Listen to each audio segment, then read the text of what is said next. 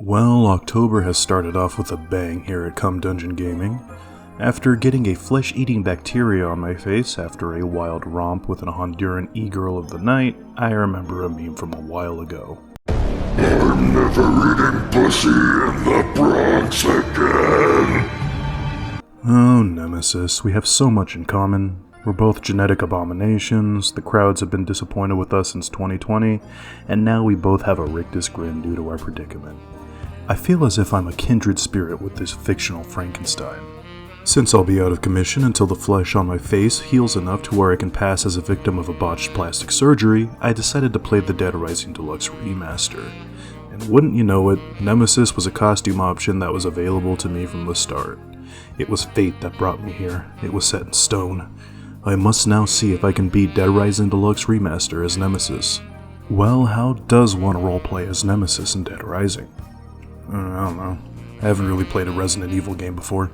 My knowledge of Nemesis comes from Dead by Daylight, that one scene from the Resident Evil movies, and some less than reputable videos online. With my minimal knowledge of the character in mind, I came up with a few rules for the run. Rule number 1, the only weapons that I'll have access to are my bare fists, heavy machine gun, and a rocket launcher. Rule number 2, we can only heal through leveling up and drinking juices. Nemesis mutates throughout the game, right? Well, we'll consider leveling up as a new mutation or something. Hell, let's just call the juices the T or the D or whatever virus to add on some more authenticity. Rule number 3, Kill everyone. all 48 of the savable survivors are to be exterminated. No hesitation, no mercy. Rule number 4, have fun.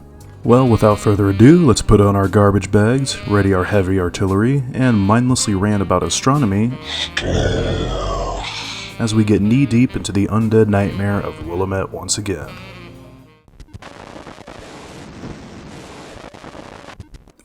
What the hell just happened to me? God, my head feels like it's about to explode. Anyways, the run begins with a peek into a much darker timeline for Umbrella. Times have been tough for our favorite evil pharmaceutical company. Instead of using their own choppers to drop BOWs into the fray, they hired civilian pilots to charter their monstrosities into the area. They might have skimped on the cool Terminator HUD to communicate with HQ, but at least I get these cool sunglasses. Anyways, I give my obviously uncomfortable pilot the cover story that Umbrella gave me. I'm a journalist here for a puff piece on the local Black Lives Matter protest here in Willamette. The National Guard and violence in the streets are a perfect cover for what's truly going on. What's really going on, you might ask? I don't actually know. Zombie outbreak, yeah, but Umbrella wants me to get to the bottom as to why half of the town's residents are currently being digested in the stomachs of the other half of the town's population. As is to be expected from this pathetic version of Umbrella, I don't have a live feed going back to my handlers at the company. After an unfortunate incident in which the Hololive/Umbrella Corporation crossover stream went horribly wrong, they decided to take that tech out of my eyes. Instead, I must rely on my trusty camera to gather evidence of what's going on and turn it into my bosses after this whole ordeal. Well, I've gathered enough pictures of this mostly peaceful zombie outbreak from the sky. It looks like the zombies are congregating at the center of town, so I tell my pilot to take me there. Unfortunately, Umbrella doesn't have the cash to get the National Guard to stand down, so we're being harassed by a black helicopter. My pilot wants to bug out, but after giving him a stern look, he realizes that pissing off an 8-foot-tall murder machine is probably not the best idea. As the pilot begins to take evasive maneuvers, I manage to make quite a big oopsie-whoopsie and drop the various samples of the T and G viruses I was supposed to use to mutate. As long as the casing vials don't crack, it should be fine. I'll just pick it up later. Time to make an entrance. I hop out of the chopper and anticlimactically land on the roof. Damn it, I wanted to crash through the roof and onto the mall's occupants for style points. Well, at least no one saw me fit. Hello there. Shit. A mysterious Latinx man mistakes me for a reporter. Well, thyroid damage and calcified pineal glands are making people look more and more like monsters every day, so I guess my mug isn't too far off from the average American. This strange taco man acts as if he knows more about what's going on, but the realization that I'm actually 5'8" instead of 8'5" hurts my ego and forces me to flee. After taking a photo of the mall security guard schedule and watching some quick brain rot on the monitors, Predators, what is the best part of cockholdry for you? My favorite part of being a cup is when the bull pulls out of my wife, and the love juices spray out, and I'm covered in what all white boy cooks like us deserve. I love licking the bull's fluids off my weird Fu Manchu pedophile mustache. I head into the entrance plaza to find everyone preparing for the Black Friday from hell. Everyone seems too distracted to notice the walking body horror in front of them, so I decide to try and blend in to see if anyone knows what the hell's going on here. While I'm distracted by an ass that is way better than it was back in 2006, I am interrupted by the mall's de facto president. He has claimed the Willamette Parkview Mall as his own micronation and delegates me to find him concubines. I find no one that will make a decent hole for our new leader's harem. Instead, I find a crazy old man with a crazy hairline who points his crazy cane at me and starts yelling about the white birth rates or something. Before this old man could tell me the greatest story never told about the birth of a nation, I'm distracted by a commotion at the front of the mall. This random old woman is taunted by a dog and the horde of zombies, causing her adrenaline to spike and unlock the hidden strength every decrepit old bag has deep within their osteoporosis-riddled bones. The zombies prove to be much stronger than her though, making a miniature Raccoon City in the mall's entrance plaza. We are berated by a man who takes fashion advice from a mustard bottle for letting the zombies in as I begin to remember what I was told before hopping onto that chopper. No witnesses. The zombies have done most of the job for me. The entrance plaza has only 2 remaining humans left. After letting the zombies tear this man's throat open, I punch his wife's jaw off in one punch and leave her for dead. I run back into the security room and catch up with Colonel Mustard, a kindly old hobbyist welder, and a woman who reminds me that Umbrella did not remove my male parts. I'm supposed to silence all remaining humans in the area, but these guys give me the feeling that they know more than they're letting on. They seem important enough for Umbrella to want to interrogate later, so I'll leave them alive for now. Mr. Mustard gets back into the mall through the vent system, while this mega neko mamacita asks to see the pictures on my camera. Before she can get to the pictures of the people horribly mangled in the entrance plaza, she sees the image of the old chud that I had met earlier and pauses. Yeah, this hoe definitely knows something. When I question her, she simply hands me my camera back and walks away. Nursing my wounded ego, I decide to craft myself a quick sample of the Q virus to help me on my witness silencing quest. Before I leave, the old welder talks my ear holes off about helping people or something.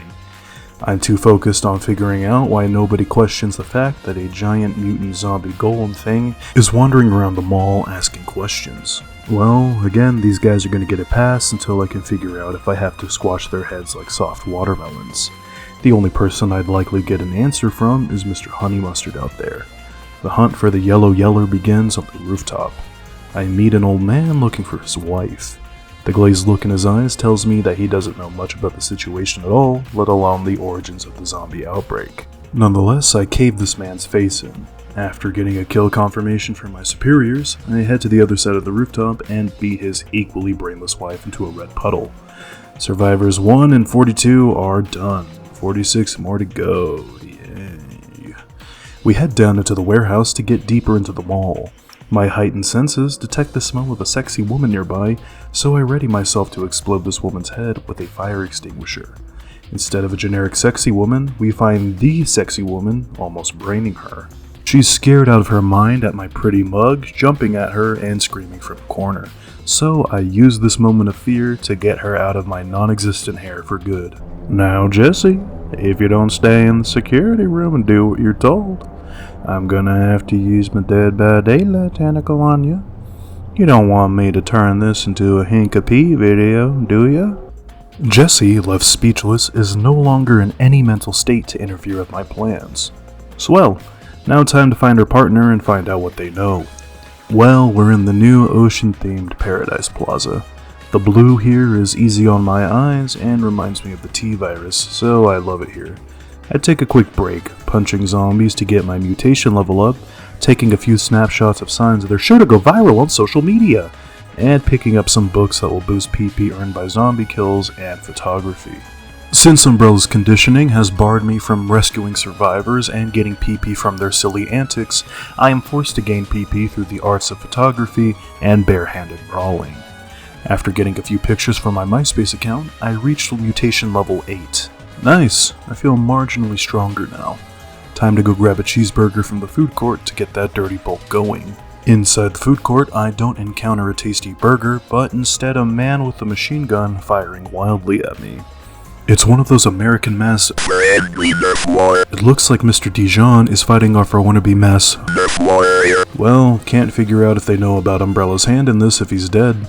They'll likely want to take him and put him in one of those Project Resistant trials I've taken part in a few times. Well, it's time to help our favorite yellow man. I use the paint the yellow fellow left to guide me to our little terrorist. I hop onto the facade, getting a nice kick on him before getting my squishy bell rang by our roundhouse from this dick. Damn, wasn't I supposed to be immune to pain? Thankfully, I know how to create samples of the various viruses that they use to create me with items you'd find in any supermarket. That'll be sure to regenerate me. After drinking some more of the Q virus, I sprint over to our burrito enjoying bad guy and engage in a kicking contest with him. Our saffron sassy pants, Brad, begins to notice his rescuer looks a little weird and misguidedly recommends that we eat something to look less fucked up. Our attacker is weirded out by this monster attacking him, so he goes Phantom of the Opera on us and uses a rope to hide in the scaffolding of the mall. Brad forgets he introduced himself with the subtitles from his tip earlier and introduces himself again. I try to get some answers about what he knows about the zombies, but get stonewalled from him instead. Alright, I show him the picture of that old man spouting highly dangerous alt-right talking pieces. That got his attention. He admits that he and Jesse are feds looking for the man in the photo. Excellent. They don't suspect Umbrella at all. I decide to help him with his strange little chud and try to see if either of them know anything. Umbrella will love to have these guys as test subjects, so I'm taking them in once my chopper arrives. I really hope they turn Jesse into some sort of sexy monster like that Rachel chick from Revelations. I'm coming! After getting to mutation level 10, we head into the Alfresca Plaza on our way back to the entrance plaza. I grab a newly added book from the gym. This is one of the few new books added in the Deluxe Remaster, an unarmed combat book that gives you all of the unarmed attacks available in the game. This will be instrumental in getting through the majority of this run with only unarmed attacks. We'll have access to powerful moves that'll grant us a lot of PP with the zombie PP book equipped. We make it to the entrance plaza. While Brad goes on to find our little chuddy, I sense someone frightened and trapped nearby.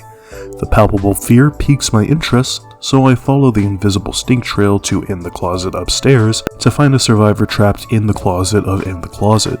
While Brad is arguing with the perpetrator of wrongthink downstairs, I beat Bill here into a bloody pulp. After the murder, I slink behind Brad and the old chud is calling him a glow... something? Glow digger with a D?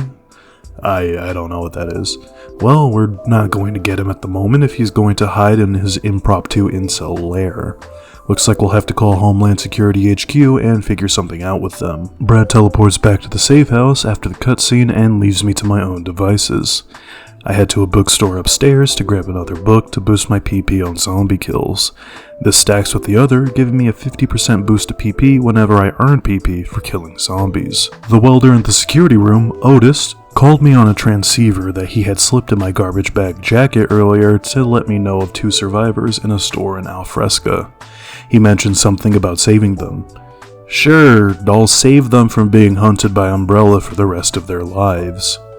Bert and Aaron, go down with minimal issue. I even use Aaron's face as a speed bag for the lulz. While I'm taking photos from MySpace in the food court next door, Otis informs me of a woman in distress that had just wandered into Alfresca Plaza right as I left. What a helpful guy. I hope he's not watching as I tear these people in half. Or maybe he's into that, I'm not sure. I'll deal with it later. I'm sure she's not going anywhere. On my way back to the security room to brainstorm solutions to the chud question with Brad and Jesse, I run into a gang of YouTubers who are running a catchy predator-type sting against somebody who probably takes screenshots of porn that he looks up on library computers. Well, it's time to do Umbrella's bidding.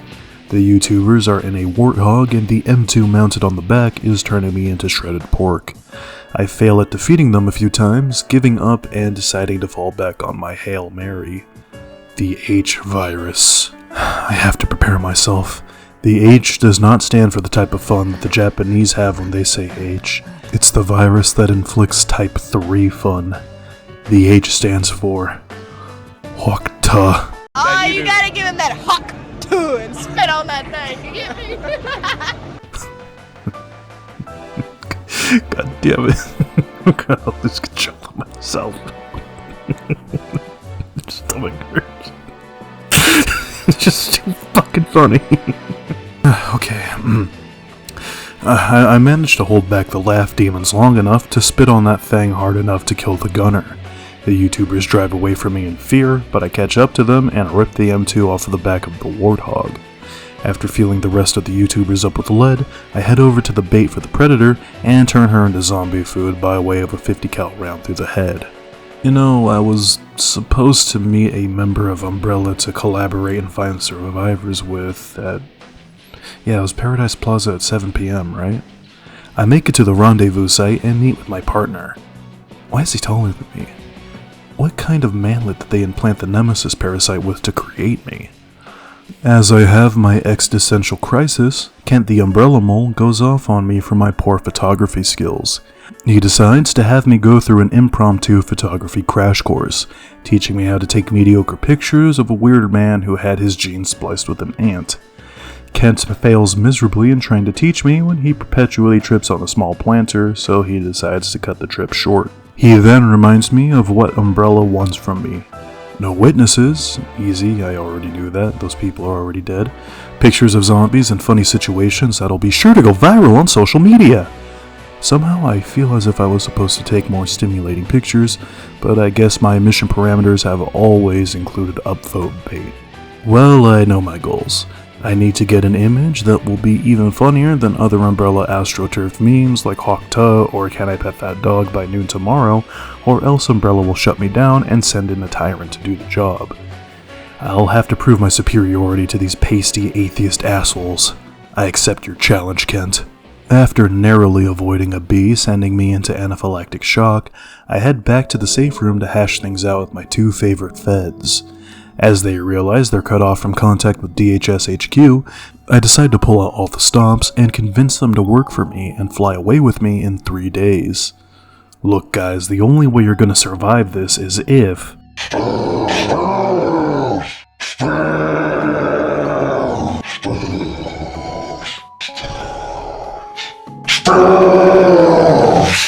Yeah, I think I got my point across. Well, I've got a big machine gun, several hours until the next case, and a lot of blood to spill. Let's make the most of the night. The heavy machine gun is going to be incredibly useful for the upcoming psychopath boss fights. As useful as this weapon is, I'll only have access to it 3 times in the 72-hour mode. The YouTubers and their warthog will respawn at midnight 2 more times in this run. I'll have to conserve ammo for this incredibly powerful weapon.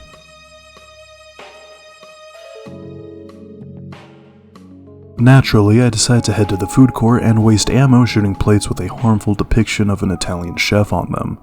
After becoming the head of the Artie Bucco fan club, we head into the Wonderland Plaza, where I heal my inner child by going on the world's worst roller coaster.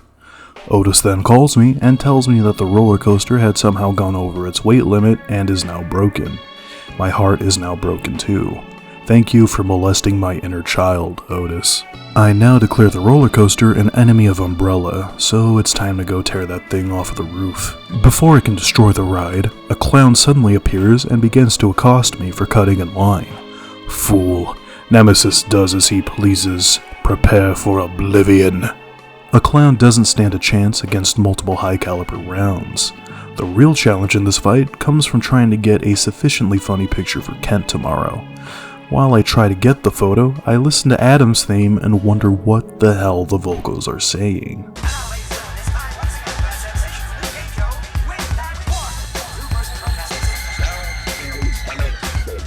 Do you know what the song says? Solve this mystery for me in the comments below, please. Adam accidentally trips on a banana peel and eviscerates himself with his chainsaws. Cool. I stop the ride and find a special surprise on the ride just for me. A new victim. I was in some real trouble there. Are there other survivors around? Sorry, Greg, no survivors. Those doses of the QNH viruses that I've drank today have finally passed through my system. Time to take a piss. God damn it! Now, I'm wearing my Balenciaga trash bag outfit, and now is when my IBS decides to act up on me. Fuck my life. In my anger, I murdered 2 random Japanese tourists hiding in a nearby bookstore before I torment a man scared out of his mind and then open his skull. I have another psycho to deal with tonight, and I don't have a lot of ammo left. Even though I'm underprepared, I'm glad to defend the honor of my homeboy, Chef Buko. My Nemesis, trademark, lead me to the gun store where 2 neighbors are having an argument over leaving a mattress in an alleyway or something. It is an alley. You're in an alley with a shotgun, you piece of... I'm gonna kill you. I doubt it. The argument goes hot, and the bearded one does part of my job for me. Thanks for saving me some ammo at least. Cletus is much easier to fight when you have better firepower. After giving off a few warning shots, Cletus is scared out of his post, running out of the store and into the open arms of his neighbor. As Cletus is turned into a midnight snack by his neighbor, I look on at this lovely scene, disappointed I wasn't able to kill them both. Well, night 1 is wrapped up. I use the rest of my HMG on a few random zombies and head out of the North Plaza. I don't bother fighting the YouTubers again. I don't have enough health and I'm too lazy to go make more virus samples. Instead, I kill a few zombies and take some photos of Ratman in the movie theater. I run an obnoxious Twitter account where I post non-stop about the upcoming Ratman Begins movie underneath every possible post I come across. No, the studio isn't paying me for this. After punching more zombies for a funny Dead by Daylight reference, I head back into the security room and take a hit of my Phantom cigar.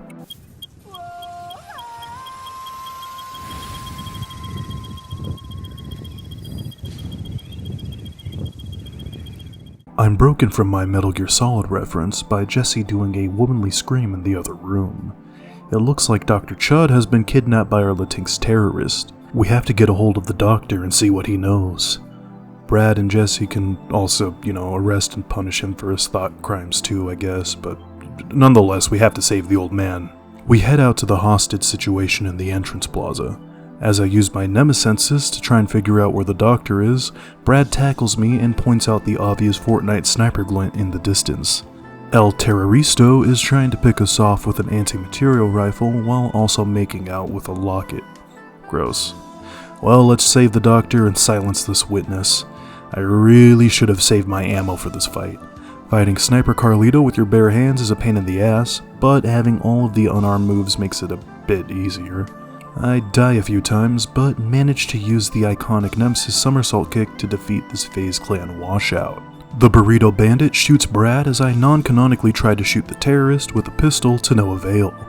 Well, at least we have Dr. Chud. Brad and Jesse's mission is complete. Now we just have to wait for the chopper to pick us up in 2 days and turn all of these folks into test subjects.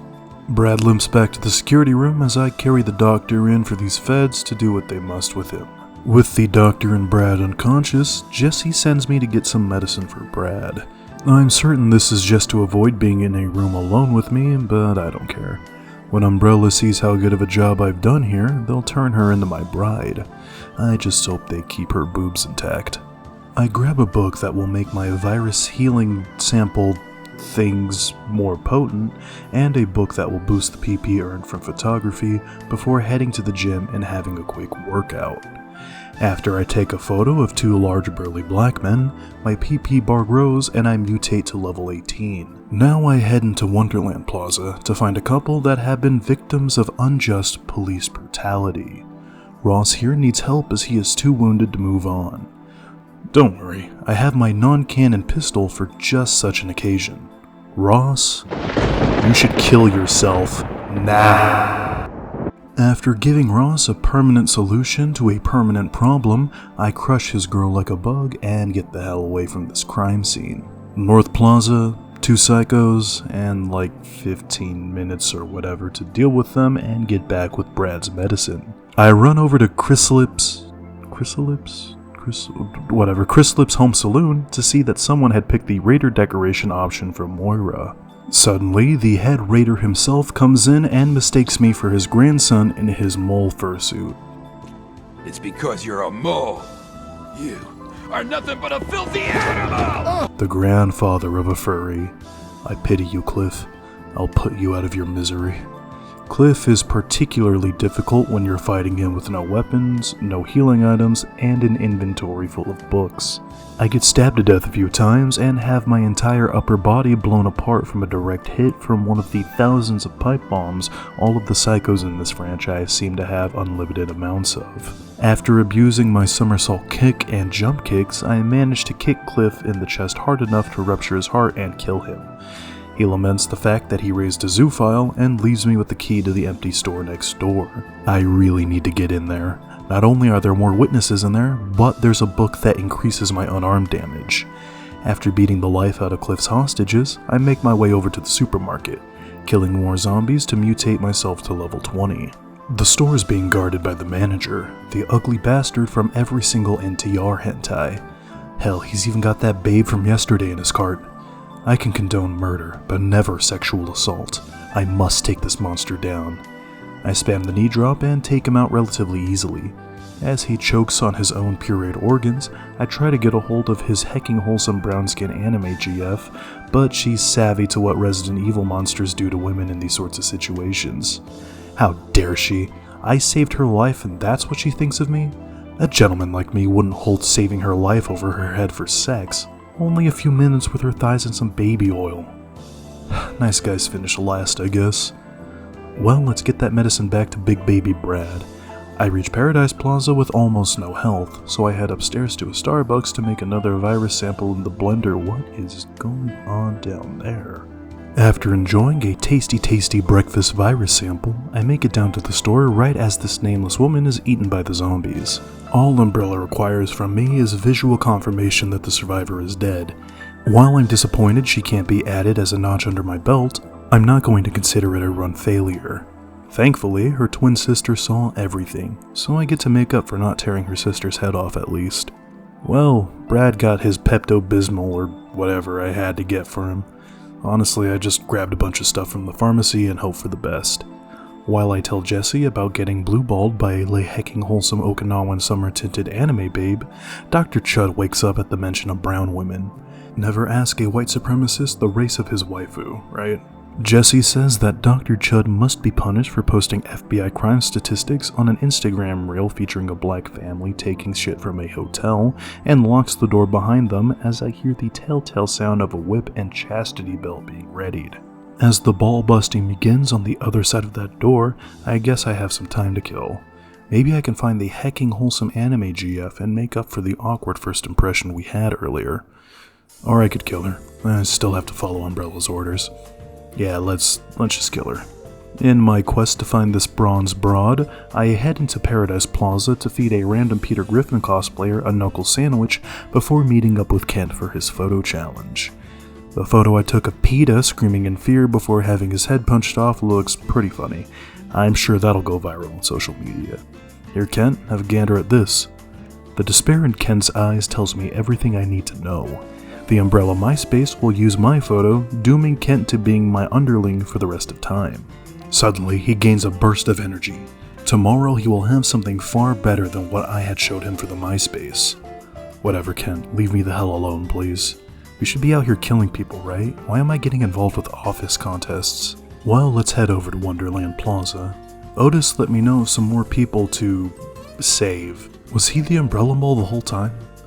Well, I'm getting my job done. I saved 2 survivors from a terrible predicament before beating them into a pulp and heading upstairs. A representative from Sweet Baby Inc. is tormenting attractive women for not wearing a hijab or something.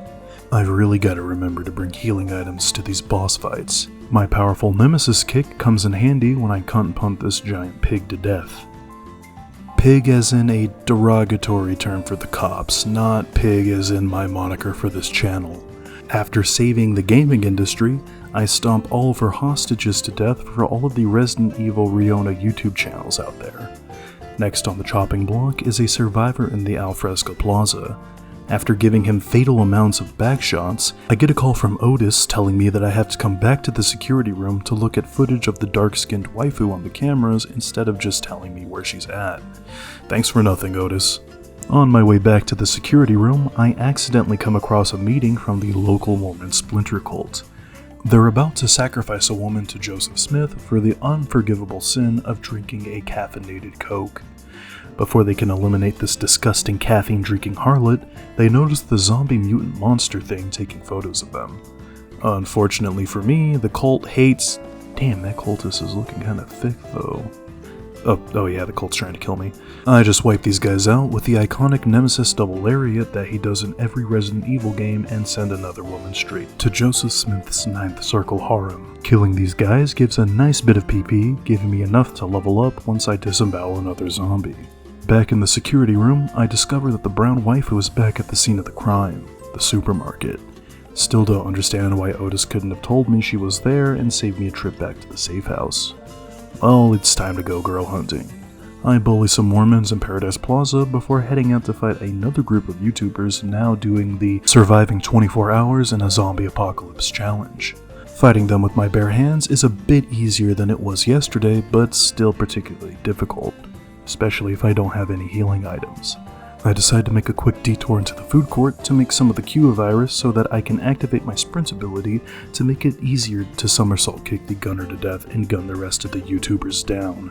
This here M2 is going to make things way easier for the upcoming fights tonight. I make it to the grocery store and happen upon my melanated waifu just as she's about to leave the store. She gets onto a motorcycle but forgets that I'm 2-0 on fighting opponents in vehicles.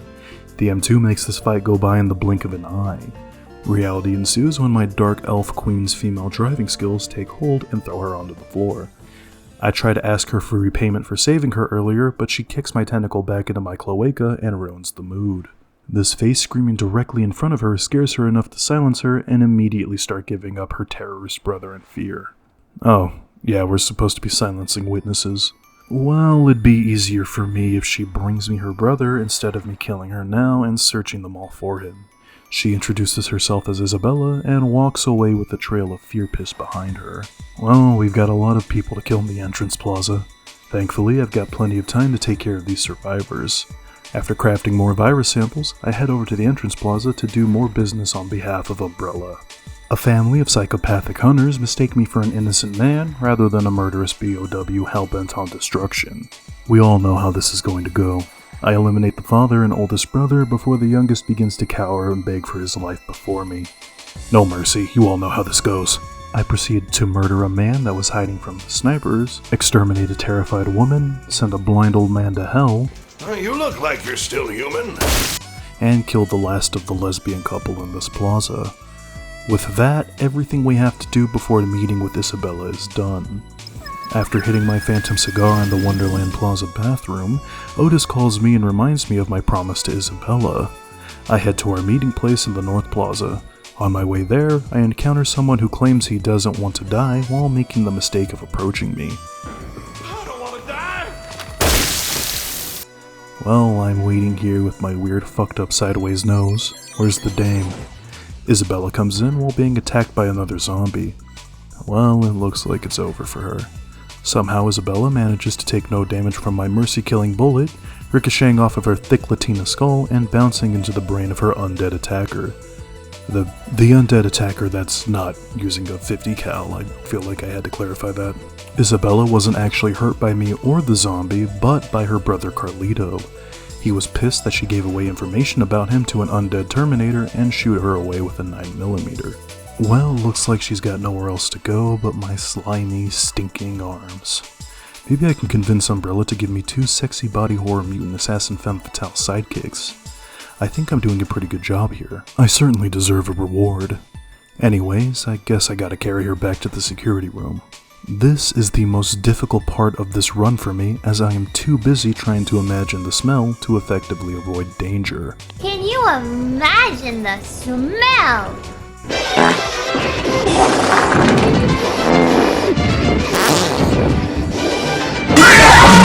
Sorry you had to see that. I managed to get her back to the safe room relatively easily. Brad takes her into DHS custody and asserts his height advantage over me. Whatever, I'll let him think he's in charge now. Umbrella is going to turn everyone into this room into unspeakable man-made horrors within a week anyways. There's both time and YouTubers to kill before Isabella wakes up. Otis informed me of the Mormon cult gathering in the movie theater, and I know that'll mean the entirety of the congregation will be there. That'll be a perfect opportunity to go Mountain Meadows Massacre on these guys. I need a weapon for this though. It's midnight, and there are more YouTubers here that have come in to do some sort of asinine livestream in the park. I take them out with minimal issues, make more Q-Virus to heal, and speed my way over to the North Plaza. Inside of the gun store, several Resident Evil fans realize who I am and try to gun me down instead of getting my autograph. This works out poorly for them. I run back to the security room as Isabella wakes up and Brad begins his interrogation. Isabella reveals that the reason for the outbreak was her brother. Carlito was a researcher for Umbrella that had stumbled across Dr. Chud's Twitter page by chance. Carlito was furious at the doctor's insistence on using the word Latinx to refer to him and his people. After a brief argument online, he used Umbrella's meager resources to dox him, find his home, and fly a carrier pigeon with the T-Virus to Willamette and start a zombie apocalypse in the doctor's hometown. What a devious plan. Dr. Chud begins to tweak out behind this AI upscale door. After being left alone with a Floyd for too long, Dr. Chud goes feral for a taste of Jesse's fine federale booty. I punish the doctor with a kick to the head for being a fake cell, which triggers a seizure due to the traumatic brain injury I just gave him. He's fucked up. Don't they have medicine they're supposed to take, these assholes? I don't know. Still going, this asshole.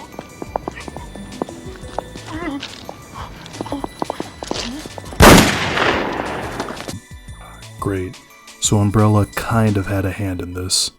Isabella tells Brad that she can make sure Jesse hasn't been bitten or infected because she was an RN at a hospital that was a front for Umbrella. A real nigga? This Latinxa babe? I guess anything can happen these days. Well, let's go see the Mormons while we wait for something else to happen. We head to the movie theater and come across the bulk of the congregation blocking a hallway. God damn, it's so dark in here. Makes aiming a pain in the ass. I wish I still had my night vision augments. After expending an acceptable amount of ammo on the Mormons, I head into their improvised chapel to confront Prophet Sean. He's in his magic underwear, worshipping at the feet of some sort of Silent Hill monster. So the Order is here too? And they co-opted a Mormon cult to try and bring about their god here too? Oh, this town only has room for one classic survival horror villain organization. I mostly play keep away with this boss while I accidentally kill all of his sacrifices. With his ritual incomplete, the prophet is weak. I gun him down right in front of the idol of his god. Unfortunately, this dollar store god of fear and hunger is angry and blinds its prophet for failing it. Cool, whatever. I'm not gonna think of the implications of this. After turning the brain of an incredibly sexy hostage into paint for the wall behind her, I pick up the sword of the prophet and ponder using it. Nemesis with a big sword sounds really cool, but I can't think of a time he used one in the games or movies, so it's off the table. I gun down the rest of the cult, getting a nice level up while doing so. As I'm doing the voiceover here, I somehow forgot to mention that I had shot the alcoholic man in the food court. He died in obscurity and no one will remember him. Too bad, so sad. I hardly even remembered killing him. I've still got a decent amount of time before the next main scoop, so I fast forward and get a call from Otis about a freak with long hair threatening women in Wonderland Plaza. After getting into Wonderland, I pop the skull of a big soccer fan before running past the store I was supposed to go into. It's like I haven't been playing this game for almost 20 years. Inside the store, this strange pyromaniac freak is threatening TERFs with immolation for not affirming him as the goth mommy dommy he thinks he is. Wait, hold on, better update that description. The strange pyromaniac autogenophiliac freak begins to threaten me with the Molotov too. The fight begins and this lay-hecking wholesome puppy girl tries to take me out by throwing pipe bombs originally meant for a Christian preschool at me and running away. After easily doming this freak, we teleport back to the clothing store where the gender dysphoria becomes too much for this punk. He fixes this problem the only way he knows how. To quote Betty White, "Balls are weak and sensitive. You wanna be tough? Girl vagina, ow, ow, oh god, it hurts, the fires of hell hurt. Our little freak tries to burn away his manhood to reveal the femininity he knew was under there the whole time. During his transformation, I kick him in the skull multiple times until he stops moving. After that, I head into the back and cap Catherine and her mom for being transphobic. Before we leave, I game end a retarded man hiding in a clothing store before heading on to the next part of this grand adventure. While I'm mad chilling after committing a hate crime, Isabella informs us of Carlito's last resort to silence all of the Latinx phobes in America. America spelled with 3 Ks. He's going to blow up the mall with a combination of aerosol containing the T-virus and gas, spreading the virus throughout the country and causing Umbrella even more headaches. Great, time to go play action hero and stop the bombing. Before I can save America and my job with Umbrella, I have to meet with Kent and confer with my colleague about the transpiring events. I meet Kent at our rendezvous point, and shit, I forgot about that stupid social media challenge. Apparently, he wants to use some random BOW making parasite to create the ultimate social media influencer. Nope, can't let that happen, sounds annoying as hell. Kent is furious at this betrayal, giving off gay little moans as his mind breaks.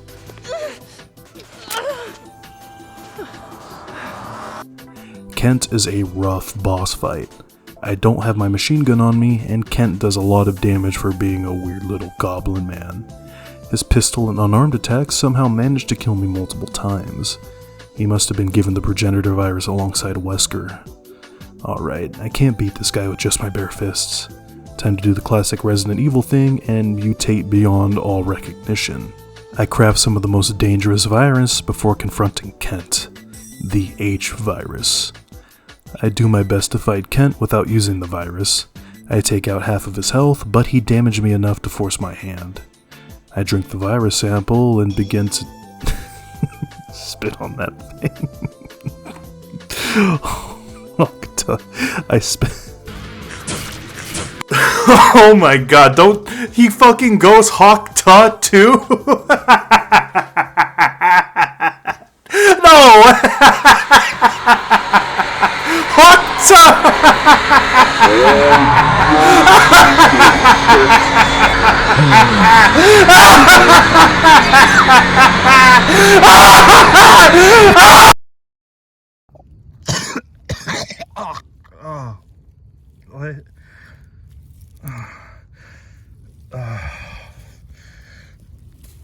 God damn it. Fucking 3rd time this week. After hiding from the cops and lying low for a week due to the various atrocities I committed in my Huacta-induced mental breakdown, I managed to get back to my PC and complete the run. All I know is that Kent is dead and I have another witness to eliminate. Let's just forget about what happened and move on. I don't want to think about what I've done. Let's just get the bombs out of here. I enter the tunnels and get murked immediately. Maybe I should craft some more healing before taking on this task. I make some Q and E virus samples. These will help me get to the bombs fast and temporarily become invulnerable.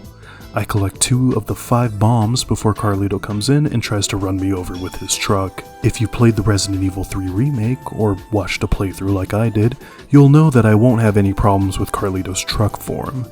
I grab a few more bombs before kicking Carlito's head in through the window. Carlito gets away after the truck crashes while Brad goes after him. Somehow I feel as if this will be the last time Brad gives me an order. I grab the last bomb and then make my way to the exit. I decided not to use a vehicle for this as I haven't seen Nemesis drive a car before, so I made the executive decision not to do so. Anyways, we get the bombs out with no issues. We cut to Brad and Carlito engaged in a gunfight.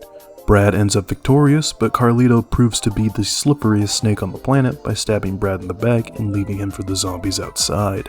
I need to head back into the tunnels and confirm Brad's status. No loose ends. I just happen across the tunnel Brad was in. Yeah, he's fucked up alright. Well, this is a more humane end for Brad compared to whatever Umbrella would have done to him. I do the one merciful thing I have ever done in my entire life by ripping Brad's head off. Well, we still have to find Carlito. Maybe Isabella would have a clue as to where he could be, or if he has any more plans for spreading the disease.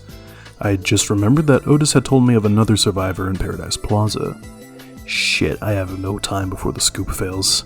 If I don't make it in time, this survivor could get away. I decide to just hop on a motorcycle and drive over to make it on time.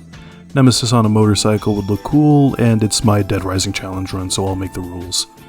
I'm also trying to get this video out as fast as possible before someone else comes up with this totally original idea. Simone gets kicked to death for wasting my time, and with that I have taken out the final survivor of this run. Back in the security room, Jessie is being cute as always while Isabella broods on the bed. She says that she could take me to Carlito's computer to see if he has any other nefarious plans. We run over to the North Plaza where their secret base is. Isabella gives us a view of that fine behind while lamenting that Carlito's computer is password protected. If only we could find him. Conveniently enough, Jessie has a lead that once again must be something that I have to head to the safe room to see rather than being told where it's happening. We make an uneventful run back to the security room where Carlito is being dragged into the butcher shop kicking and screaming. Well, looks like we're heading back into the tunnels. Yay. Well, let's prepare ourselves for this upcoming fight. I head into the Paradise Plaza Starbucks and make a virus sample from 2 coconut cream pies. No sex joke there or anything, that's just my favorite type of pie. I've actually got enough space for another virus sample thanks to being so heavily mutated. Luckily, there's an infinite amount of pie behind this glass that I can't punch out, or kick in, or break with a knee drop. Fuck it, I'm throwing a plastic chair at it. I couldn't break a glass display. Jesus, what's happening to me? In the butcher shop, my ego is even more damaged when Carlito's kidnapper reveals himself to be a solid 3 feet taller than me. This man must be the child of some sort of Nephilim or something. The spawn of fallen angels attempts to sell me on a chub of ground Carlito. What a sicko. What kind of insane freak would have their mouth water at the thought of making carnitas from human flesh? Just like the soldiers in Kandahar, I have to fight this inhuman giant. The fight against Larry the Butcher, who has always been a Hapa and never ever extremely Chinese, consists of hit and run attacks. I get a kick off on him before hiding behind the hanging cow carcasses. That's generally how this fight goes. I have a strange feeling of deja vu when I'm picked up and put onto a meat hook. Why do I feel as if I should be the one putting people on hooks? After getting the Kobe, Larry respects the luck as I kick him in the head so hard that he has an aneurysm. Oh yeah, the smell of open intestines lets me know that Carlito is 1 foot in the grave at the moment. I gloat to Carlito that Umbrella is going to turn her into a sexy leech tentacle monster thing while he burns in hell for betraying Umbrella. Why do you people call us Latinx?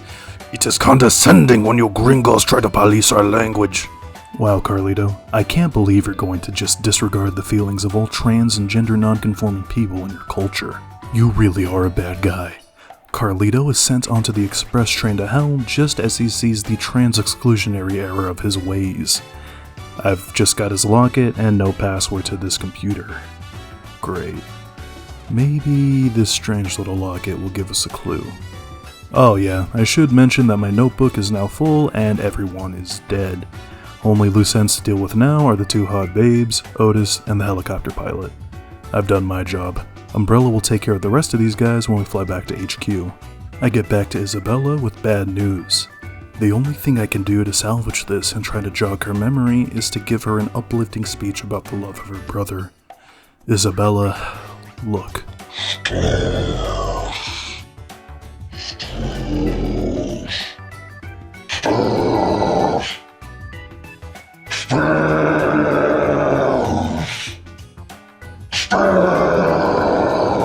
It worked. She remembered the password to the laptop. Let's see what's on here. Oh my god. Shit, fuck. Shit, it's Hunter Biden's laptop. I gotta get the fuck out of here. I run off as Jessie calls me, letting me know that the feds have finally got a hold of her and are coming immediately. Fuck. This was that asshole's final plan. Hunter Biden's dick pics and crack smoking would be absolutely detrimental to the Democratic Party if they leak. They're gonna send a Black Ops kill squad and kill us all. That son of a bitch, how did he get access to the laptop? Shit, why didn't Umbrella give me a way to contact them? Fuck. I gotta get back there and warn Jessie. Before I can even get out of the North Plaza, Jessie calls me and lets me know that every single living and unliving person in the mall is going to be exterminated in order to protect the name of the Biden dynasty. Shit, I don't even know if even Umbrella could get me out of this. I gotta get Jesse and Otis. If I can't take them back to HQ, I can at least silence them before the government spooks get to them. While I'm shitting myself in fear, Jesse is being interrogated by the Black Ops soldiers that had just landed. I guess I must have been leaking the T-virus everywhere, as she turns into a zombie and kills both of the soldiers. I head up into the security room and confirm the worst. Oh well, there's no time for a memorial with emo music playing. I rip out Jesse's reproductive organs for reasons. Before I leave, I notice a note on the table. It's from Otis. He tells me that he stole a chopper and got out because he's scared to death of me after what I had done to all those survivors he wanted me to save. And now Otis is out of my hands. Fuck, Umbrella's going to be so pissed with me, god damn it. Okay, I'm gonna make a few virus samples to help keep me alive while I try to figure this shit out. As I'm having a massive panic attack in the bathroom, the government finally begins the full operation, shooting anything that moves throughout the mall. I can at least get back to Isabella and figure out what we're going to do with her. I make my way to the North Plaza through the entrance plaza. I can defeat a few squads of these guys, but the full might of the US military could take me out permanently. On my way through the Alfresca Plaza, I try to take a photo of some more burly men to inspire me. Unfortunately, the government knocks me out with enough firepower, now unlocking more powerful weapons for defeating me. As I lay there comatose, I have a dream about a weird naked man with the face of an ogre in some sort of strange military-themed bondage dungeon. Gross. The ogre man gets the shit beat out of him before he escapes a few hours later. After escaping, he rides a motorcycle, destroys the fabric of reality, and evades the military long enough to head back to his bed. The dream then switches to the entrance plaza. Looks like the military has cleaned up all of the zombies. Wait, am I astral projecting right now? Oh, that's pretty cool, holy shit. Anyways, most of the mall has been cleaned up, and hopefully they got Isabella too. I've gotta go check. I make it to the North Plaza, finding Isabella safe and sound. I was about to tear her head off to end things, but I'm hypnotized by her charms, and decide to just head over to the exfil location. I'll figure out a way to explain the two survivors of the Willamette incident to Umbrella. I sprint back to the helipad, making it just on time for the arrival of my way out of here. Well, at least I'll be in Umbrella's hands instead of the government's. The worst Umbrella can do would be a much more acceptable fate compared to what the government would do to me. Just get me out of here. Ah, shit.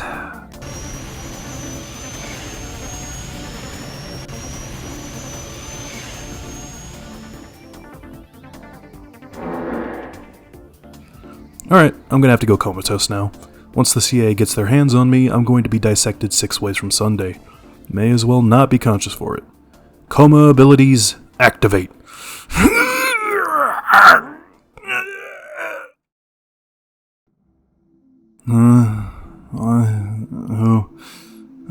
Whatever, just let me go back to sleep.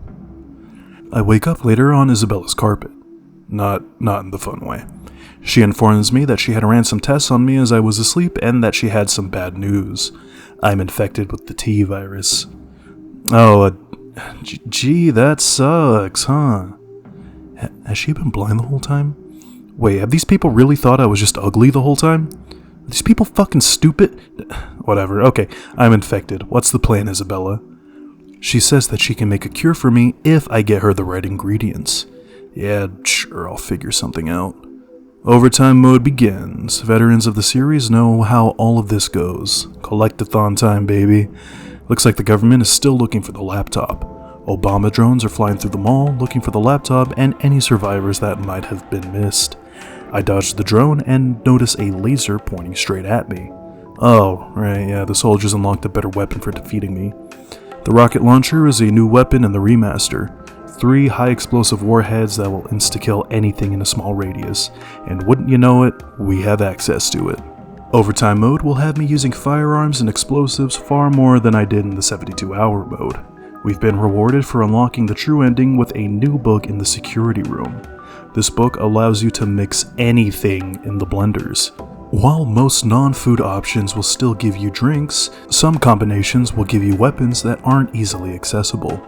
2 assault rifles will make you a heavy machine gun. Great, let's head over to the security room blender and... I can't have shit in this game, can I? After leveling up with a cool double kill, I grab a few more of the items Isabella needs for the antiviral vaccine and make myself a heavy machine gun in the Starbucks in Paradise Plaza. I grab the firearm damage upgrade book before heading throughout the mall and getting the rest of Isabella's supplies while killing the cleanup crew. When I get back to Isabella, I decide to play along with what she thinks is happening for a laugh. Oh no, so this won't be a permanent solution to the T-virus, just a suppressant? Oh man, that sucks. How the hell does she even know how to make a treatment for the virus? She then shows me where she got her information from. Oh god, the Ray Pete forms? She was an evil alt-right Nazi incel like Dr. Chud? I've got to get away from her before she gets me cancelled. The government detects that Hunter Biden's laptop is still on and cuts the power.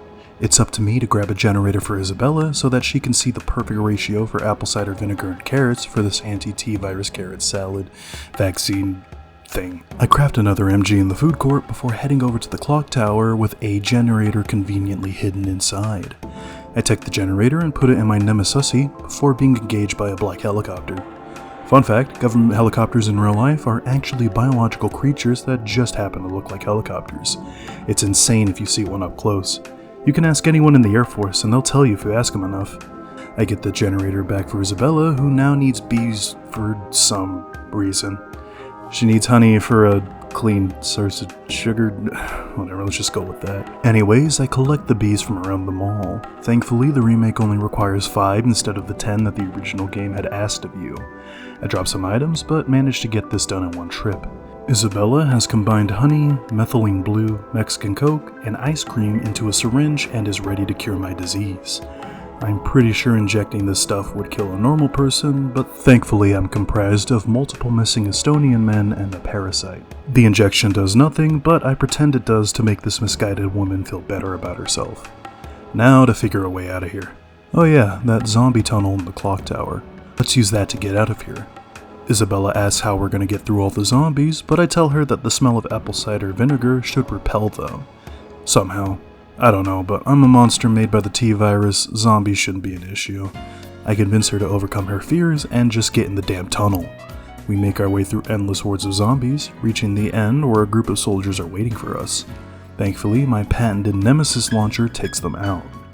Alright, breaking the rules and driving here, it's the only way out. Unfortunately, our way out is blocked by a tank. The only thing that could feasibly kill me. Fuck. Isabella proves to be a great shot with a mounted MG, taking out this advanced tank far faster than one would in the original game. The driver of the tank decides to just knock our truck over before he gets out and begins to monologue to me about how important this election is going to be, and how if we don't stop that orange bastard now, we're going to have our own Hitler. I have had enough of these political jokes that will age poorly in a few months. I hop up onto the tank and fight this asshole one-on-one.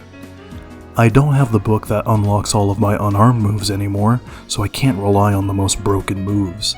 Thankfully, Brock still isn't a super difficult fight. I pull some Resident Evil 4 QuickTime events on him before ending the fight by punching him in the tummy super hard. Brock is shocked by the sudden onset of the world's worst tummy ache before falling into the crowd of zombies below. Isabella is about to be killed by the zombies at least, so that's not a problem. The problem comes from two things.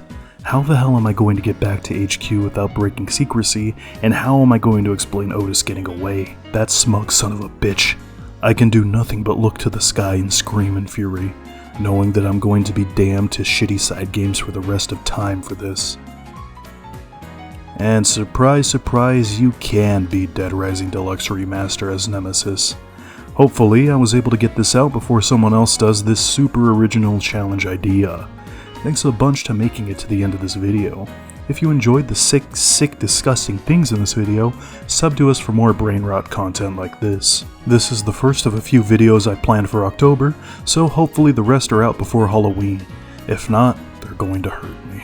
Anyways, if you have any burning questions, don't forget to ask in the comments below using the hashtag AskCDG. Thanks again for watching this, everybody. This is Pig from Come Dungeon Gaming. Have a great night.